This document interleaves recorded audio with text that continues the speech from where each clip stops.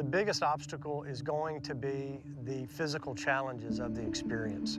I'm really hoping that we're going to become deeply bonded during this trip. My first item is a Gore-Tex waterproof bivvy for my sleeping bag. I'll be able to get into a dry sleeping bag.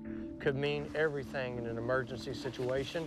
My first item is also a Gore-Tex Bivvy bag to cover my sleeping bag. This is an added layer of protection. My next item is 25 assorted hooks and fishing line. We'll have 50 yards of 30-pound test, 100 yards of 100-pound test, and 150 yards of 40-pound test. So a lot of our food is going to be coming from fishing. My next item, 2-quart bush pot that has a bell for hanging and also handles.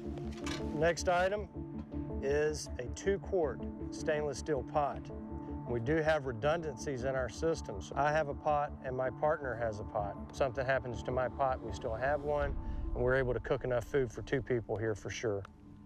My next item is a gill net, and because we're going to be on the shoreline of the ocean here, a lot of our food is going to come from that ocean.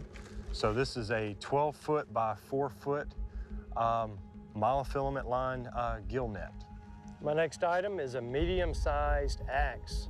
This is big enough to chop a tree, small enough to manage with one hand.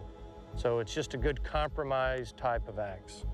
My next item is a saw. This saw pulls on the draw. This could also be used for building our permanent shelter. It's very beneficial with trying to take down larger trees and process into smaller pieces that we'll use for firewood. My last item is a 12 by 12 tarp. And this tarp will be used for our primary shelter. It's good and thick. It's one of the thickest ones I can manage to find in this size. And the idea here is that we've got to stay dry in this very wet environment. Tarp's going to be a major part of that.